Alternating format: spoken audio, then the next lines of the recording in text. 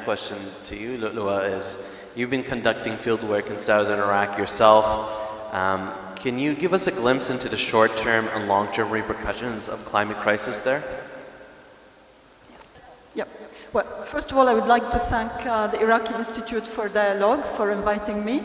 Yes, it's true. I've been doing, for the last year, I've been doing a lot of field work in southern Iraq, particularly in the governorate of Basra, because, I work for a mediation group, which is based in Geneva. That's the Center for Humanitarian Dialogue. And we were interested in looking at, there's this general assumption or sort of widely shared narrative that climate-induced change is triggering local conflicts, particularly tribal conflicts, water wars, small water wars in southern Iraq. It's also triggering conflicts between governorates. So we wanted to check whether this assumption was true or not. It is, there's no denying that, water scarcity is triggering a lot of local and localized conflicts in southern Iraq. I'm not here to deny it. But again, we can't blame it all on climate change. There are things, I would say in a provocative way, things that, climate change doesn't change everything. Climate change is adding more, is fueling more tensions in southern Iraq, socioeconomic tensions. And when you're in Basra, you can, the ashwaiyat, the informal housing is booming inside Basra. And when you go and see the people living in the ashwaiyat, some of them say that it is because of water scarcity, because of the decline of agriculture. But I would say that the decline of Iraqi agriculture has been going on for decades, and it has accelerated after 2003. There's a problem. We're in a hydrocarbon economy. 95% of Iraqi income derives from oil and gas exports. The end of subsidies to the agriculture after 2003 did cause the collapse of agriculture. Farmers are not anymore interested in cultivating their lands. They would rather go to the city where employment opportunities are stronger. They all dream to be part of the Hashd al-Shabi in southern Iraq because this is a guarantee of employment, of retirement pension.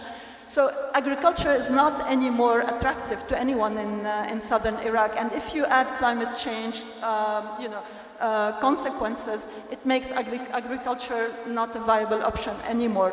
But I would say that, there's this another assumption that you do have climate refugees, which is true to a great extent. But if you look more precisely at the triggers of rural to urban exodus, you also find, tribal disputes, tribal vendettas. We all hear about the Shagamba, the Garamsha in southern Iraq. It is true that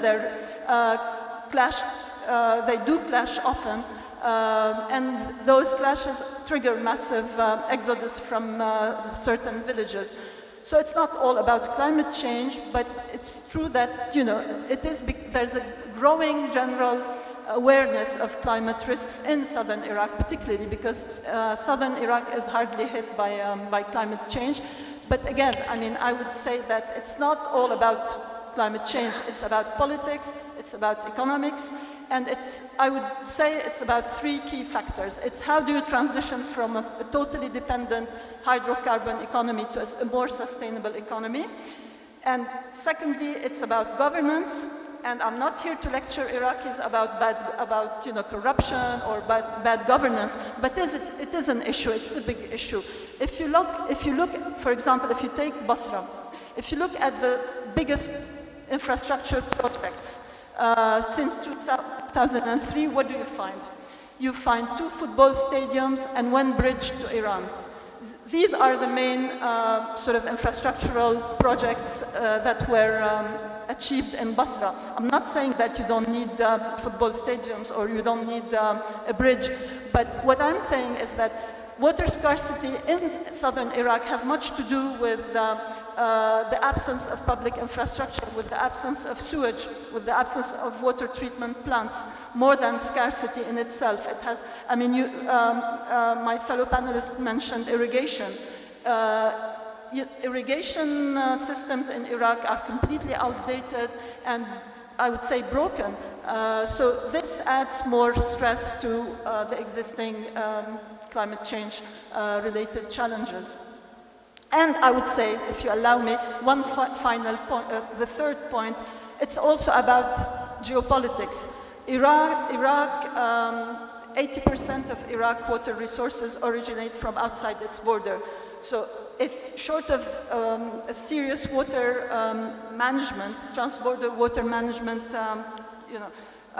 program, you won't solve climate change problems in Iraq. You also need to tackle it from a geopolitical point of view. You also need agreements with neighboring countries.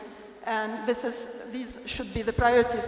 As far as we're concerned as a mediation group organization, we found that, I mean, one of the ways to tackle the environmental stress in Iraq is basically to raise awareness of both politicians and the public. So I mean, we are developing a program with the religious institutions in Iraq to raise awareness. We're sort of bringing experts to discuss environmental topics with religious institutions representatives, with Awqaf people, and we're hoping that through the Minbar they will help raising environmental awareness in the country. And as to the politicians, I mean, a lot could be done more in Iraq.